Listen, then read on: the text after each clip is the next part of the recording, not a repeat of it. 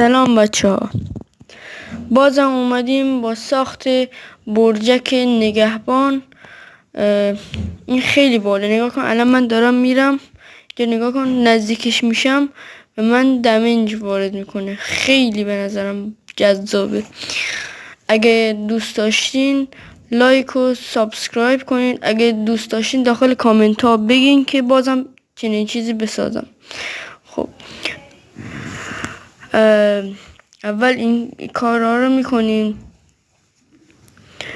بعد اینجا حالا باید اینجا اینا رو بالا بگیری، بیاری بالا همینطوری تا جایی که مثلا اندازه کافی باشه که مثلا دستت نخوره یا این کریستالش نترکه. میدونی که کریستال میترکه، مثلا که خراب میشه.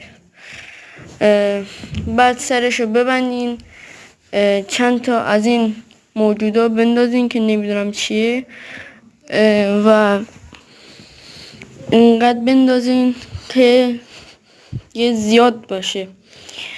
بعدش وردارین اندازه کافی ریختین، یه معجون نامرئی شونده بندازین روش که نامرئی بشن و مثلا کم نبیننشون دیگه، قیافش زشت میشه.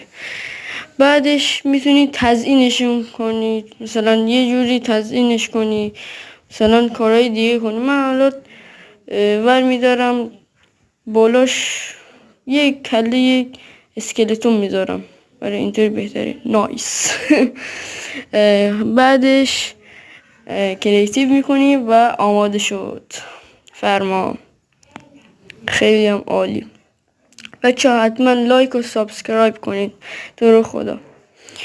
من بعضی وقتا فقط پنجشنبه جمعه بیشتر موقع میذارم. خداحافظ.